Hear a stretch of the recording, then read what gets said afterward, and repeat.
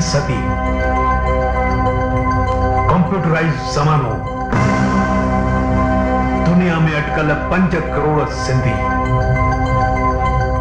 सॼी दुनिया में पकड़ियल सिंधियुनि खे वेझो आणण लाइ पहिरियों कदम सिंधु दर्शन। सिंधु दर्शन गानी बजायूं, बोली बजायूं। सिंधी मुंहिंजो मान आहे, सिंधी मुंहिंजी शान आहे। दोस्तों, 15 सालनि सां हले पियो असांजो सिंधु दर्शन, तव्हांजो सिंधु दर्शन। पर 100 सालनि सां असां रखंदा आहियूं, मनाईंदा आहियूं चालीहे जो पर्व।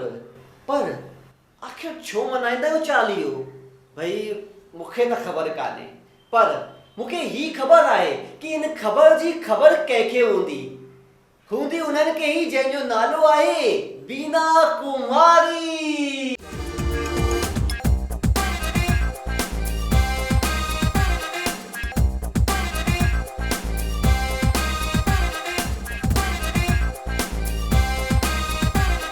अरे वरी अलिया भाई छा खपई? बीना जी, दाढ़ी हैं? तुंहिंजी दाढ़ीअ जो मां छा कयां? न मतलब मां चालीहो रखियो आहे। पर छो रखियो आहे मूंखे ख़बर कान्हे। मूंखे ॿुधायो न कि असां चालीहो छो रखंदा आहियूं। हा मूंखे ख़बर हुई तव्हां सभई चालीहो त मनाईंदा आहियो, पर छो मनाईंदा आहियो इन जी ख़बर घणनि खे ई न हूंदी। चङो हाणे ॿुधो, मां तव्हांखे ॿुधायां थी, ध्यान सां ॿुधो। आखाणियां 1000 साल पुरानी रिश्ता उहे जंहिंमें संबंध घटि, सम्झ हुजे घणी, हुजे उन्हनि में तकरार घटि पर हुजे प्यार घणो। हा, अहिड़ो ई ख़ुशियुनि ऐं प्यार जो आलम हो सिंध में। सिंध जो अगूणो शान अजब हो, राहत हुई ॼण राज़ी रब हो।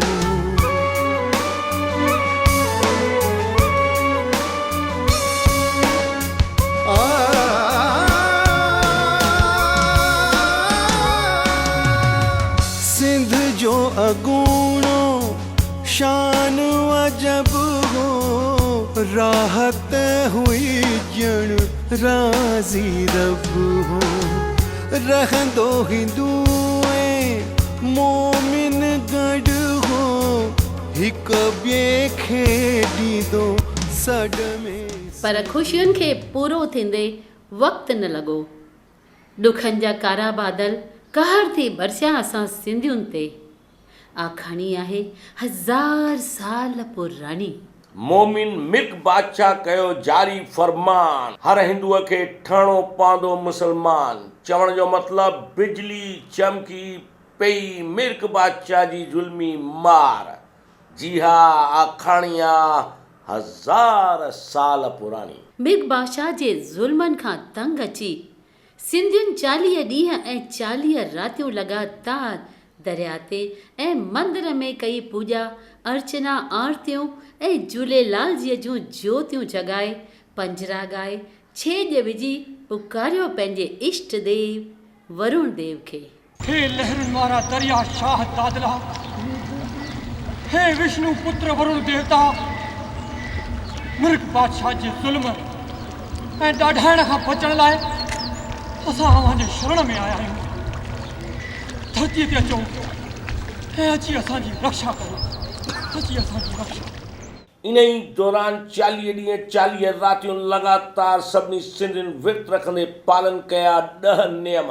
ॾाढ़ी न लाहिण, वार ऐं नह न कटण, 40 ॾींहं लगातार। अछो खीर ऐं अछा चांवर न खाइनि, जे खाइणा हुजनि चांवर त विझिजे हैड।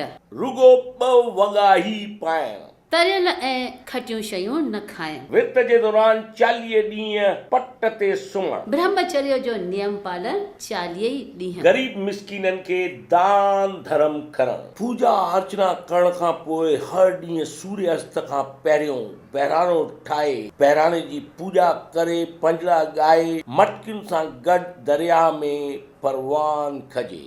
40 ॾींहंनि जे ॾुखियनि विर्तनि खां पोइ दरिया शाह ते बहिराणो परवान करे पलव पाए ॻायो हूंदो ज़रूरु अहिड़ो ई को गीत।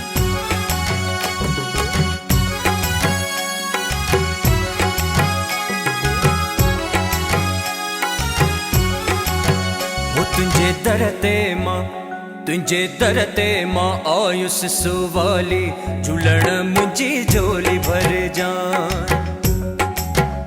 तुंहिंजे दर ते मां आयुसि सुवाली झूलण मुंहिंजी झोली भर जान। तुंहिंजे दर तां वञे कोन ख़ाली, तुंहिंजे दर तां वञे कोन ख़ाली झूलण मुंहिंजी झोली भर जान। अहिड़े गीतनि ते राज़ी थी सभिनी सिंधियुनि जी पुकार ॿुधी प्रकट थिया झूलेलाल साईं ऐं कई आकाशवाणी। प्यारा भक्तजनों, मां वरुण देव तव्हां जी रक्षा करण ऐं मिल्ख बादशाह खे सही राह ॾेखारण लाइ नसरपुर में रतन राय ऐं माता देवकीअ जे घर चेटी चंड जे ॾींहुं जनम वठंदुसि। डपु छॾे मिल्ख बादशाह खे वञी चओ, हिंदुनि जो राखो रखपाल जल्दी ई तोसां मिलण वारो आहे। इन्हनि 40 ॾींहंनि जे विर्त खे कोठींदा आहियूं चालीहो साहिब। आखाणी आहे 1000 साल पुराणी। तव्हां सभिनी सम्झो, संस्कृति ऐं सभ्यता खे संभालियो। हा, बिल्कुलु सही ॻाल्हि थी चए बीना जी। भई मूंखे त ही ॻाल्हि बिल्कुलु सम्झ में अची वई। दोस्तों, अगर तव्हांखे बि सम्झ में आई आहे, दिल सां वणी आहे, त हिन प्रोग्राम खे सुधारण लाइ, मथे चाढ़ण लाइ, नई टही ते पहुचाइण लाइ असांजी सिंधु दर्शन वेबसाइट खे सब्सक्राइब कयो, जेका आहे www.sindhudarshan.com। ऐं हिन प्रोग्राम खे पहुचायो पंहिंजे दोस्तनि यारनि वटि, पंहिंजे रिश्तेदारनि वटि। दोस्तों, इन उम्मीद सां गॾु कि तव्हां असांजी सिंधियत वधाइण वारे हिन कम में सुठो साथ ॾींदा, इजाज़त थो वठां। जय झूलेलाल।